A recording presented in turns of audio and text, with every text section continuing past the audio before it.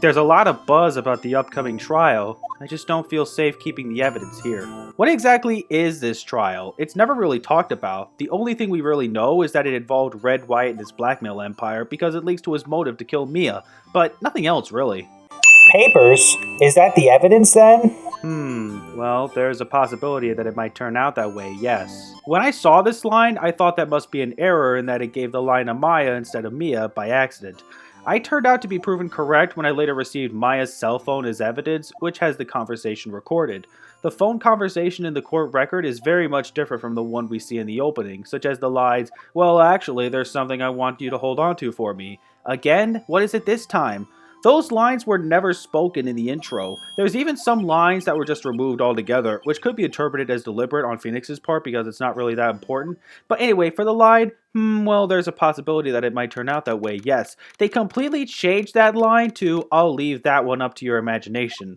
Okay, she's basically saying the same thing, but they worded it differently, thinking there's no way in heck I'd figure it out. Well, guess what, Gabe? You can't worm your way out of your own contradiction that easily.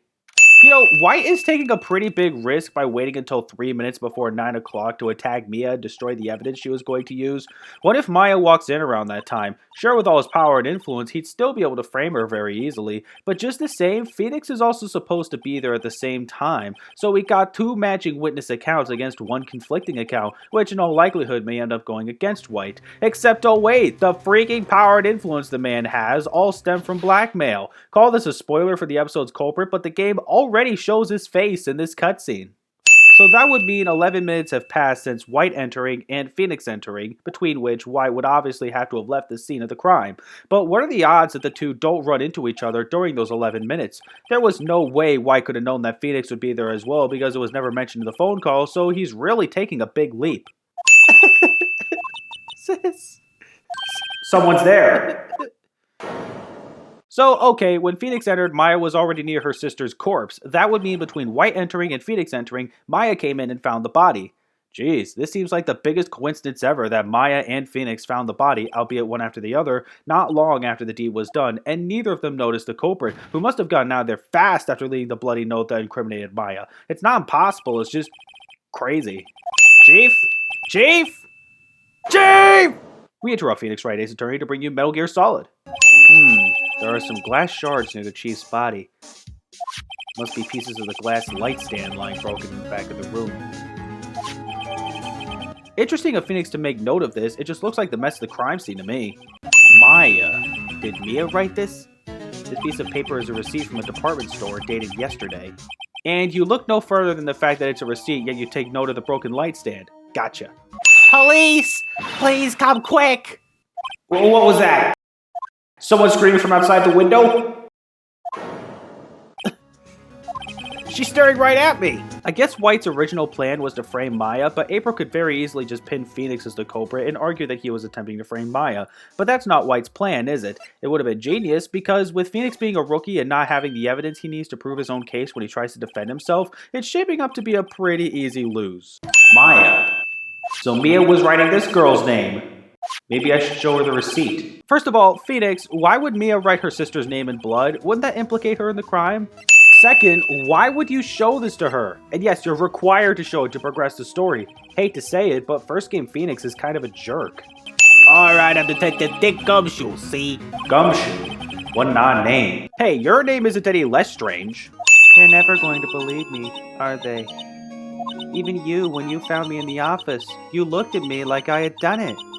Never look back, darling. It distracts from the now. But, at the same time, I can't just sit by and watch. When I think of the person who did this to Mia. I know. Basically, the conversation was Maya asking if Phoenix was going to represent her, but Phoenix is of course still only a rookie. If he's not going to represent the defense in this trial, he'd kind of have to sit by and watch while a more experienced attorney does the work for him. Oh, it's nothing strange, really. I'm a spirit medium in training. A spirit medium? I'm pretty sure that qualifies as strange. You're telling me, Phoenix. For a while, it seemed like we'd be living in a very down-to-earth society, and now all of a sudden we're bringing fantasy elements into this? I have no one else to turn to. Huh? Say, what about your parents? I see. Don't worry.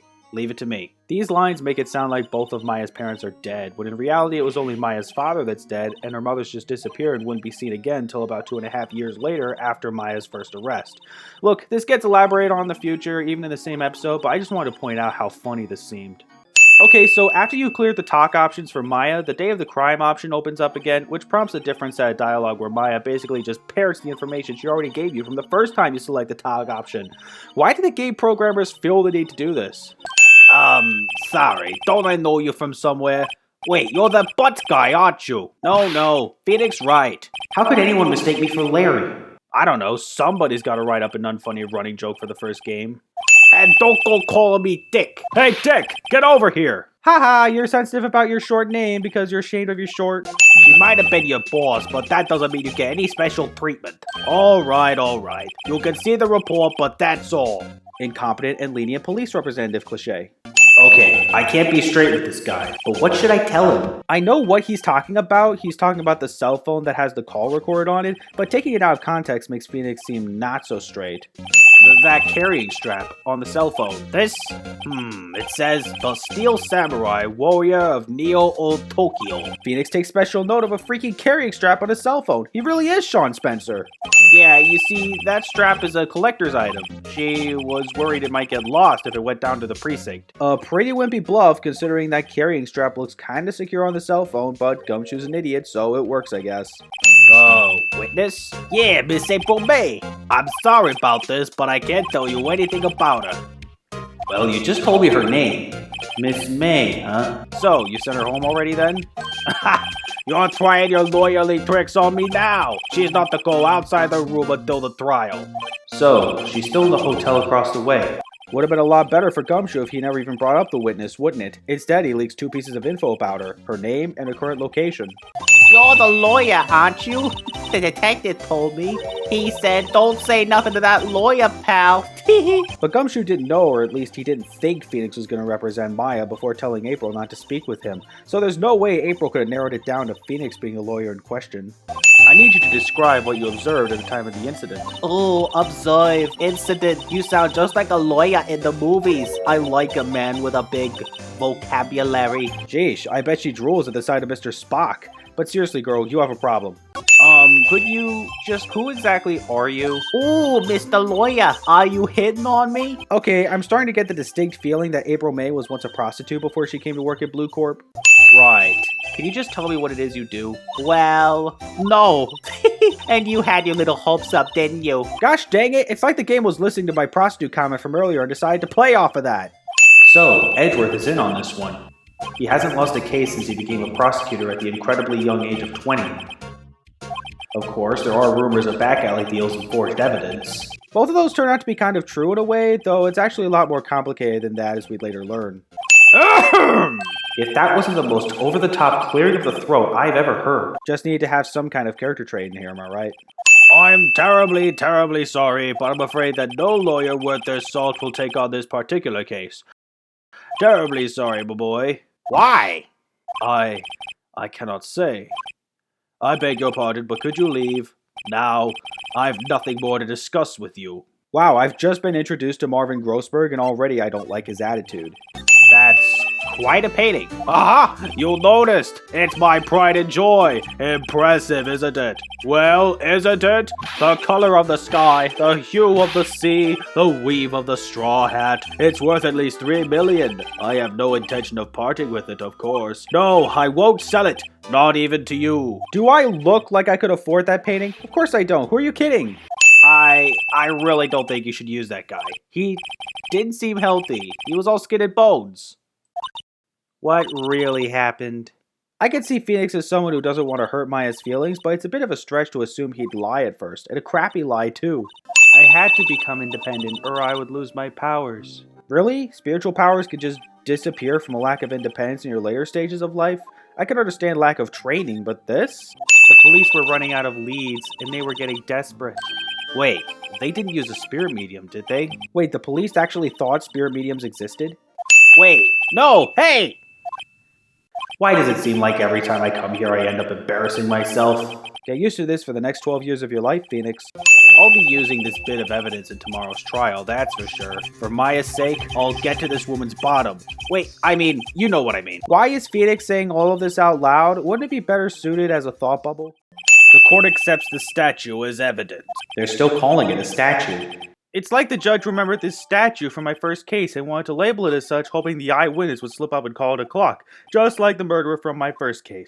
When my sister couldn't find any contradictions in a witness testimony, she would bluff it and press the witness on every detail. First of all, it's not really a bluff if all you're doing is trying to get more information. Second, Phoenix should have learned this in law school too. But also, for the game's tutorial, it's a good thing we didn't need to press the witness at all in the first case, because this is the first we've heard about pressing. Why didn't you testify about this vital piece of evidence the first time? I know. I'm real embarrassed I forgot about it, Your Honor, sir.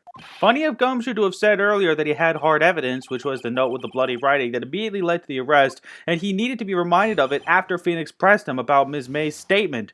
A bloody note is not something you just forget. Why is this guy a homicide detective again? Well, what? This isn't one of those lawyer tricks now, is it? Of course you wrote it! Who else could have? I don't know, detective. Maybe someone with malicious intent against the defendant who got there first. You may think it's just like the movies where the name of the killer is left in blood, except most of the time it turns out to be fabricated evidence. This is no different. That autopsy report is outdated, Your Honor. What? A second autopsy was performed yesterday at my request. Death was almost immediate due to a blow from a blunt object, but there is a possibility the victim lived for several minutes after the blow. I received these results this morning. Dude, the trial's already started, and all of a sudden you give us an updated report, basically to say that this whole thing about Mia Fey dying instantly was not entirely true. I mean, if we pay attention to the opening after White struck her, Mia was saying red, white, blue before dying. So that means the new statement about dying almost instantly, or as the anime would put it, pretty much instantly, isn't false, but the presentation of the new autopsy has to be illegal due to how out of nowhere it was, and the fact that he had just got these results this morning. Mr. Edgeworth, I've heard there's nothing you won't do to get your verdict. What reason could you possibly have had to request a second autopsy report? Mr. Wright, the defense will refrain from personal attacks on the prosecution. In what way was that personal? I was just asking why you need another autopsy done on the victim. In fact, aren't you wondering the same thing? And Edgeworth doesn't even answer the question. We're just gonna act like that doesn't matter? This is a court of law! April May, at your service.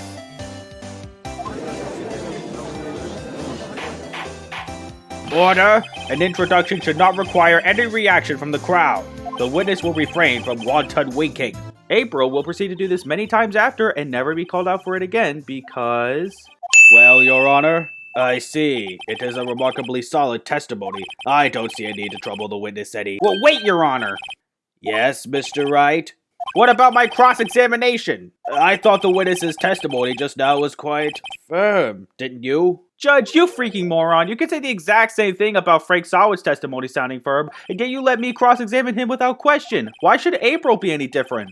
There was only one person at the scene of the crime with a short, girlish figure. The testimony is bulletproof, Your Honor. So that's why Edgeworth didn't want me cross-examining Miss May. He didn't want me to point out his own incompetence and the fact that Miss Fey was wearing acolyte's clothing at the scene of the crime, which should have been the first thing to notice, Phoenix later points out. What you said just now was quite revealing. Revealing? Ooh, you'd like that, wouldn't you? Naughty Mr. Lawyer. Careful with your words as ever, aren't you, Phoenix? Ms. May, can you explain how you know this was a clock? The witness saw the murder with her own eyes. That's all that's important here. The defense is trying to confuse the issue with trivial concerns. Yes, of course. You will withdraw your question, Mr. Wright. I already knew Edgeworth to be an influential man, having been raised by Manfred von Karma, but how low are we going here? Any other judge would have been just as curious as Phoenix is about how the witness was able to identify the statue accurately as a clock. And yet with this judge, Edgeworth just says a few words that shouldn't mean anything against the question, and the judge nearly cuts me off. Why is he a judge again? Let's hear the conversation. So you just want me to hold on to the thinker for you then? Wait, Maya never says this during the conversation recorded in the court record, nor does she ever say this in the prologue either. Also, just the fact that the two sisters had a conversation about 12 hours before the murder should be enough to question, why are we suspecting Maya again? There's no way any motive should be established for this, except that's right, blackmail. A friend of mine made that clock. Only 2 exist in the world, and the one that isn't here is in police custody. Thank goodness for the fact that you absolutely have to play the episodes in order instead of just picking and choosing. Otherwise, you wouldn't really have a clue. All it says about the Thinker in the court record is that it was made by Larry Butts. That's it. Yes, this episode does talk about how a weapon just like it was used before, but no one ever speaks of how it was never in stores ever. If you didn't play the first episode first, you wouldn't have any idea how to counter the whole store argument, except for Phoenix's hint that it was a piece of evidence already submitted to this court. Miss April May, you knew the weapon was a clock because... As tempting as it would have been to say that she held the clock, A, we've already proven the clock couldn't have rung that night, and B, we already saw the killer in the opening scene. In the context of the story, Phoenix would of course not know who Red White is, but it still seems a bit silly to accuse April of the murder after what we as the gamer have already seen. Miss April May, you were tapping the victim Miss Mia Fey's phone, were you not? Oh!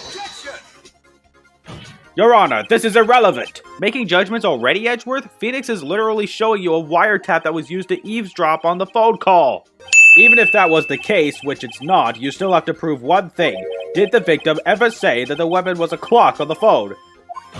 Can you prove that? I think not. Edgeworth, you freaking idiot! How can you make the judgment that I can't prove it? I've already shown you the cell phone and even had you listen to a part of the conversation. The fact that I have it recorded means that all I have to do is play for the court to hear again, and then we'd have our proof. But then you go on and say, oh, you had us listen to a recorded conversation earlier, but you're totally not going to use that same recorded conversation to prove a point that everyone else in the court should feel like has already been proven.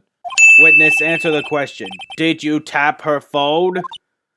Ms. May! Shut up, all of you! What gives you the right to talk to me like that, you lawyer? Ooh, how demoralizing. You address me by the very profession I have. Now to deal the final blow. Okay, it's silly, but I decided to just accuse April there, which actually caused her to confess to the wiretapping. Iced coffee, you know, like normal coffee, but cold. If you don't drink it quick, the ice melts and then you have regular cold coffee. Cold coffee does not sound regular to me. It is my great displeasure to inform you that the witness appears to have been tapping the victim's telephone. However, that is a separate crime with no bearing on the current case whatsoever. Dang it, Gabe, why couldn't we have played the entire phone conversation which talks about the evidence inside the clock? If the phone was tapped, that would give the one responsible some kind of motive. But since April only tapped the phone and actually has an alibi for the time of the murder, that should at least make her an accomplice. I'd hardly call that no bearing on the current case. Even Edgeworth wouldn't have been able to refute that if we were to play the entire recording in the courtroom, but no! The defense would like to call the hotel bellboy as a witness. There's something suspicious here, and I'm going to get to the bottom of it. I think you're sucking quite low enough already. I object to calling the bellboy. Why? What's your reason? Because I hold that the wiretapping had nothing to do with the killing. That's no freaking excuse! I'm just checking Miss May's alibi! If Miss April May's alibi is not called into question after you examine the bellboy, then you will recognize that Miss April May was not the killer, thus she is innocent. And thereby you must also accept the verdict of guilty for Ms. Maya Fey. Apparently Edgeworth sets this as a condition before he allows Phoenix to question the bellboy, but how can this be a condition? That's pretty much what's going to happen anyway if I don't find any reason to suspect anyone besides Maya. It sounds more like a warning than a condition, and it should be more like it's important for me to understand this warning before I proceed. He certainly does look like a bellboy. Yes, sir. I received your summons in the middle of work, sir. I'm happy to be of service. That tea set looks rather heavy, so without further ado, the witness may begin his testimony. Wait, we're not gonna get his name? Also, why is he carrying that tea set with him anyway? Couldn't he have just left that at the hotel? I checked Miss May in personally, sir. Not only did I see her in all her stunning radiance, but I also heard her voice. And then I saw them, and I... Point being, I remembered it quite well, sir. So this is not going to be a hold-up moment right there, considering what the bellboy is later revealed to have been hiding. He'd probably clam up anyway, but still. Okay, this is really it now. This is my last chance. What do I ask him about? It doesn't even matter here which answer you pick. You're gonna get to the same conclusion anyway. Where's the challenge? Bellboy, tell us the truth now. Did Miss May check in with another person?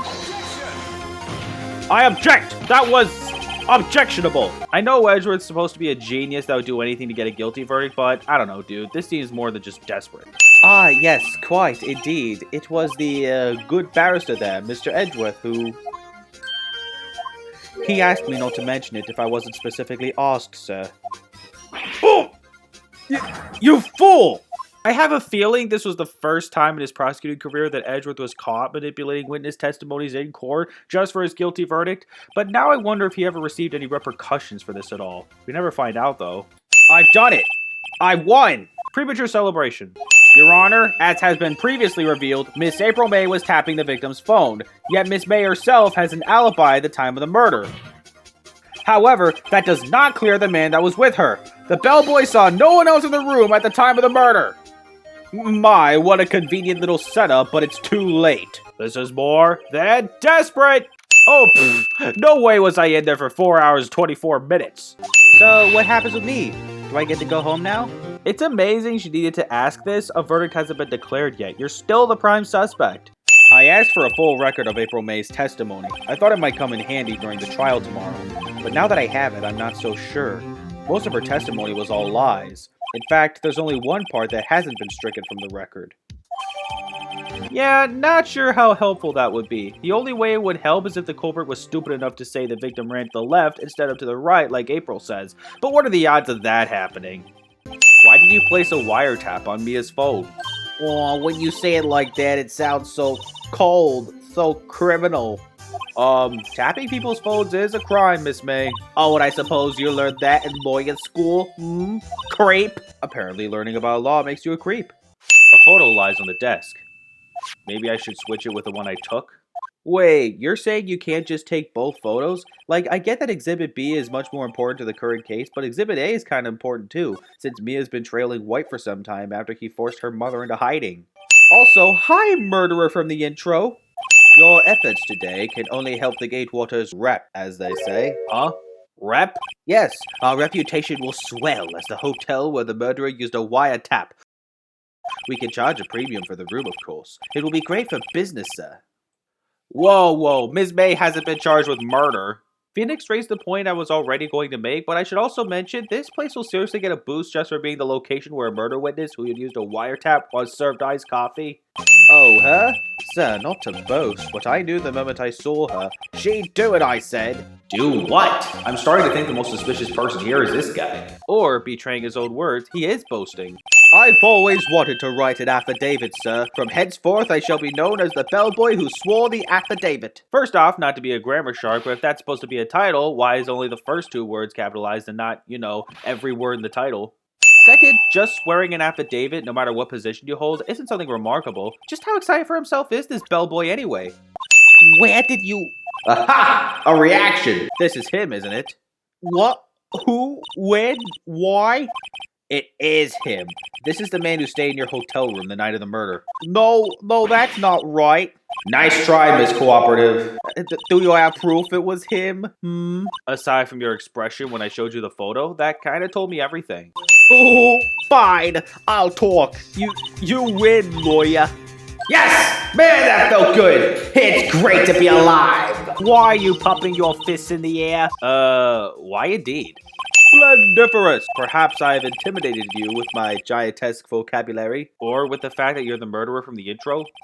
My business dealings bring me into contact with the elite of the elite, so I'm afraid I'm not used to conversing with the wordily challenged. I don't know, man. Given your choice to blend a bunch of words together into made-up catastrophes, I'm pretty sure you yourself are wordily challenged. On the night of the murder, were you in April May's hotel room? Who can say? I seldom pay attention to mundane details such as time and place. My motto is, don't worry, be happy. You totally didn't steal that from a Bobby McFerrin song. In case you were wondering, Blue Corp was named after the color blue. I, Red White of Blue Corp, as founder and CEO, named it so. And why, you ask? Because I like the color blue, of course. Are you sure it's not just to shamelessly play off your own name by calling your company Blue Corp? You know, just to complete the red, white, and blue of your own country?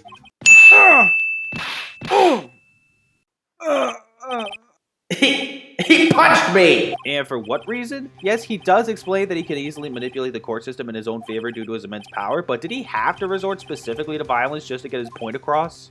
I don't expect you to understand. It is a world beyond your compensation. Maybe it's just one of White's quirks, but compensation is not the right word to use. Does he mean comprehension?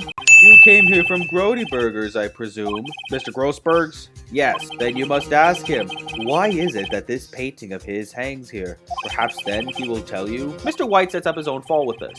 Mr. Grossberg, I know you and Mr. White are connected somehow. Connected, you say? Yes, and I know what it is. Haha, one of the options is you're lovers. If fan art of that actually exists, don't tell me. If it doesn't exist, I hope I didn't just inspire it. Though I guess it already exists. In that case, don't tell me! He has information on everyone. It gives him an iron grip. He owns judges, attorneys, prosecutors, police, and politicians. What? They are bound, unable to do harm to themselves, and therefore to him. Wait, Grossberg says something about these people unable to harm themselves, yet when we go to Mia's office later to find something on White, we find a bunch of suicide reports from people that wanted to escape Red White's blackmail. All I'm saying is, I'm not so sure about the harm to themselves bit from Grossberg here. The DL6 incident was top secret at the time. It made sense. The police didn't want people to know they were using a medium. They couldn't let people know, but one person found out. I told him. You told White? He offered me riches. It is an embarrassment to me now. I'm sure it is an embarrassment. I mean, this guy offered you riches to provide information about the DL6 incident that he shouldn't have had access to. Yeah, he runs an information gathering conglomerate that gets what he wants via blackmail, but I don't know, this just seems like a stretch. Let's see if there's a record in this file that catches my eye. Don't expect Phoenix to stop making these bad jokes. At least he's not like a certain other jokester from later in the series. Using the power that runs in my family, I held an audience with the dead. Finally, the names of two men surfaced. One was Marvin Grossberg, a lawyer who sold my mother's information for riches. The other was the man who sold that information to the press. This parasite, who makes his fortune on threats and coercion. His name is... The record stops here. When was Mia planning to finish that? Just before White killed her? But when we checked the TW section, we learned that the entire W section has been removed. But this record on Misty Faye wasn't? Oh look, I'm showing valuable evidence to the culprit that I can't even read myself. That's such a smart move that I hope to never repeat. Mr. White, I know what you did to this politician. Oh, how I miss the old Ace Attorney games, where the way to progress was less straightforward. Just as long as they weren't too tedious, this was alright. Just pick blackmail at this part and be done with it. We won't be needing an escort from Mr. Rogg. Instead, please connect me to the public prosecutor's office. Of course, sir. One moment, please. Why? That you? What are you doing calling me at a time like this? We don't learn about the chief prosecutor until later, but it's funny that even after the original GBA release and the DS remaster which added that bonus case, as people pointed out, you still hear the male blip when the chief prosecutor is talking, instead of a female. You might say that Lana Skye wasn't the chief prosecutor at the time of this episode, but that can't be true because according to Rise from the Ashes, Lana Skye became chief prosecutor after the SL9 incident, which was about 2 years prior to the case's events, and Turnabout Sisters takes place 5 months before Rise from the Ashes. I bet that the SL9 incident is the blackmail White has on her, which would make double blackmail, but anyway, how is this male blip still present in the most recent version of the original trilogy, even after dialogue alterations were made to account for Rise from the Ashes? I'll point the finger at you, and you will be tried as Ms. Mia's killer. The case is as good as settled. No lawyer of any worth will defend you. I have friends in the local lawyers association, you see. You'll be given a lawyer so stupendously inept that they make even you look competent. But then I'd refuse that lawyer anyway in favor of representing myself. I guess White didn't think that far ahead. Ah! Butts! Hairy butt! Wright, actually. Phoenix Wright, and my friend's name is Larry. I just hope this running joke doesn't last much longer. An attorney was assigned to me by the state yesterday. I refused. I had an idea. Interesting how the idea doesn't backfire. Phoenix already knows about White's blackmail, so it wouldn't be too much of a stretch for an assigned lawyer to say, "Oh, White wants me to do it because he has a secret on me. Please help a brother out." Then again, we don't want to make Phoenix seem about as evil as White now, do we? Great, they let you out of detention. Just now, yes. It's all thanks to you. Now I'm afraid we switched places. What? You mean you... Why are you so shocked? You're seeing me in detention, aren't you? Couldn't you put 2 and 2 together and find out that the real killer pulled a fast one on me? The real question would be, how did he do it? Then Phoenix would answer. Times may change, yet with crime it's the same old story. In fact, it's gotten worse. Lengthy court proceedings are no longer realistic. Beginning a few years ago, a limit of 3 days was put on initial court trials. Almost all finish in a day, most with a guilty verdict. Well, no freaking wonder we got a game series where most of the preferred outcomes are not guilty. We're just trying to balance things out here. Also, notice how only the first game has the whole 3 trial days thing in any of its episodes, and then every game after that had 2 trial days for the episodes. Kind of like Sonic. First game had 3 acts per zone before they shortened it to 2 acts. Well, I guess this is it. Yeah, one way or another, this case gets decided today. Wait, I thought trials had 3 days to get decided. Do we have to win today? Is White really that influential? If I raise an objection, I have it on good faith that the judge will listen to me. What, does White have the judge in his pocket too? Why wouldn't he? Didn't Grossberg tell you before that White has immense power over the legal world? Wouldn't that include the judge? The defense attorney isn't even here yet. They're not... I'll be defending myself. What? I'm not sure why this isn't something Phoenix would tell Maya sooner, but anyway. The prosecution may call its witness. That went far too smoothly. Why didn't the judge ask Edgeworth why his witness didn't testify before? It's like he already knows why. Of course he would. Maybe not entirely, but a bit of the power White has over the legal world has done this to people, so I wouldn't put it past White to try pulling something like this, too. All while hiding his crime of murder, of course. My name is Red White, but my friends call me Blanco Nino. Blanco Nino. Pretty much any white boy could have a nickname like that. Also, why Blanco Nino? In Spanish, the noun is written first, then the adjective. So white boy would be Niño Blanco. Also, the word Niño is supposed to have a tilde over the second N. It's like the difference between Nino and Niño. If I can't rip this guy's testimony apart, I'm done for. Why do I always feel like it's the end of the world and I'm the last man standing? With this particular case, Phoenix being the defendant, I'm pretty sure this is what the end of the world and last man standing looks like. The other two trials were nothing compared to this. The victim ran to the left, and you gave chase. Oh, how freaking convenient. I have a witness account to counteract this. I'm so glad I talked to the judge after the first trial proceedings ended now. You said the victim ran to the left, but that directly contradicts Miss May's testimony. She clearly stated that the victim ran right. Oh, it is simple. You have misheard her. That has to be the lamest cover-up attempt I've ever heard from any witness ever, even if it was spur of the moment. Left and right sound very different from each other. How could I have misheard Ms. May? The postulations of the defense are a distortion of the truth, Your Honor. Indeed, they do seem a bit far-fetched. Are these even attempts to remain inconspicuous about White's influence anymore? It's so obvious that White is suspicious after his account conflicted that of April's, not to mention the bellboy never saw White at the hotel. What's so far-fetched about White being in the Fanco law offices? When you assaulted the girl, she first ran to the left, and then you hit her savagely. That is what I saw. Next, with the last of her strength, she ran to the right. You chased her and delivered the final blow.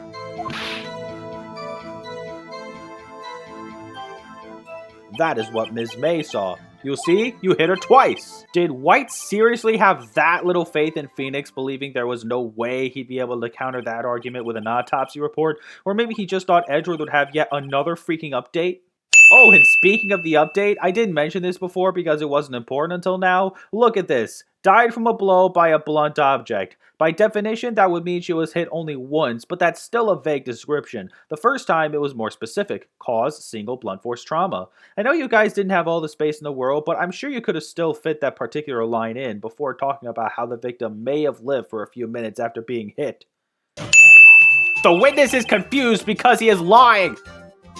I emphatically request that there be no break, Your Honor! Yeah, we want justice! Don't let him get away! Wow, even the gallery could tell something's fishy about this red-white fella. You better keep up, Judge. Edgeworth.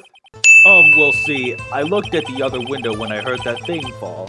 Forget about him being vague when saying he heard that thing fall. What I want to know is, what is this other window he's talking about? The hotel room they were staying in only has one window. Looks like we're about to get our verdict. Haha, how cute. Expect this to be an ace attorney tradition. You think you've won, except the prosecution has more to argue that doesn't work in your favor. Usually the kind of arguments they pull out their butts. I said you should confess to your crime.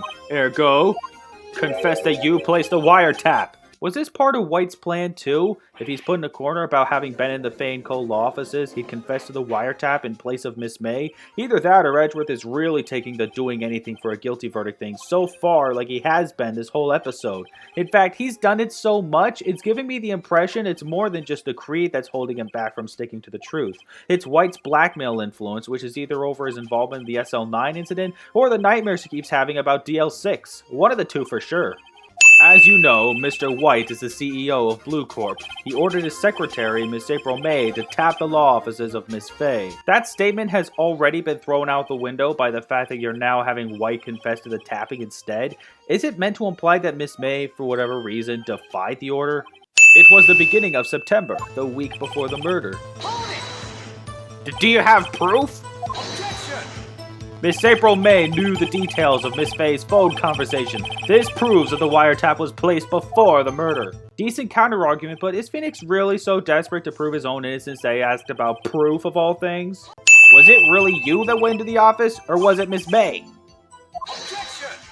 Unidentified fingerprints several days old were found in the Fay & Co. law offices. Those were obviously Mr. White's.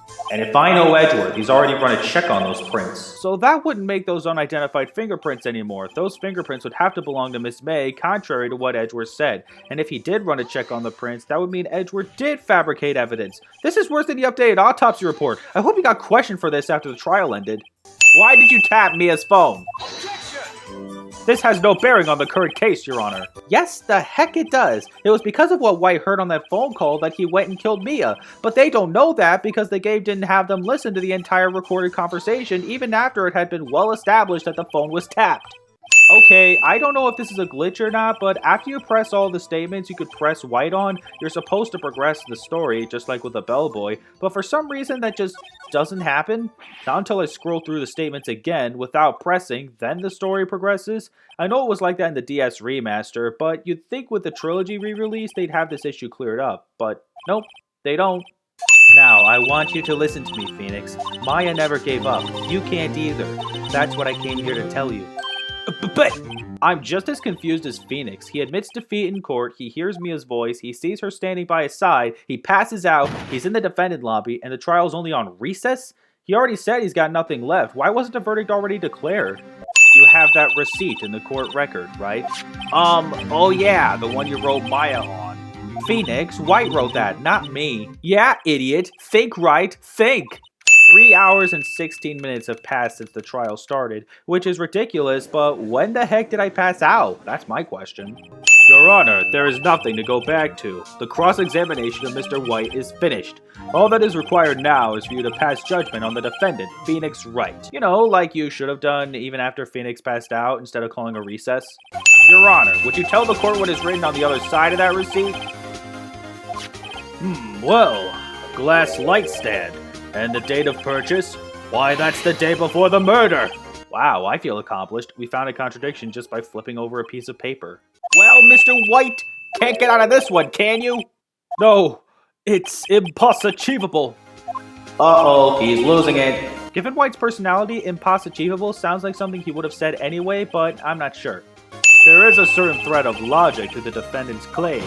However, there is no concrete proof that Phoenix Wright is innocent. Who the heck cares? White's own words point straight to it. You are being corrupted by White just to say something that no judge in their right mind would accept. But guess what? In the world of Ace Attorney, judges are idiots. Though not hugely different from the real world, apparently. Phoenix, read this note out loud. Mia, what's this?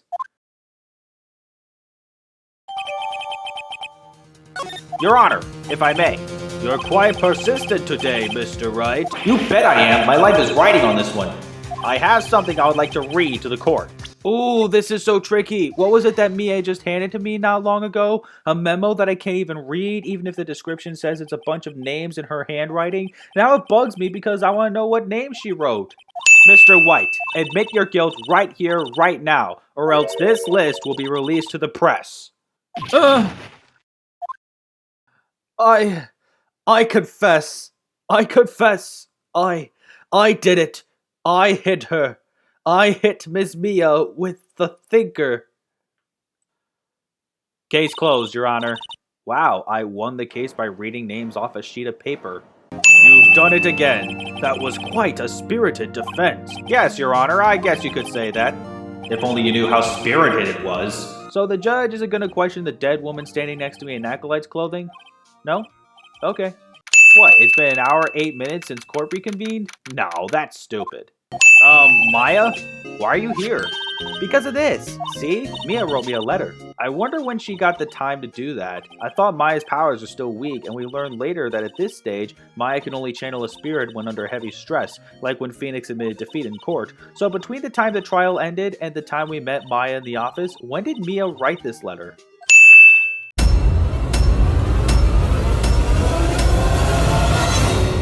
I'm surrounded by idiots.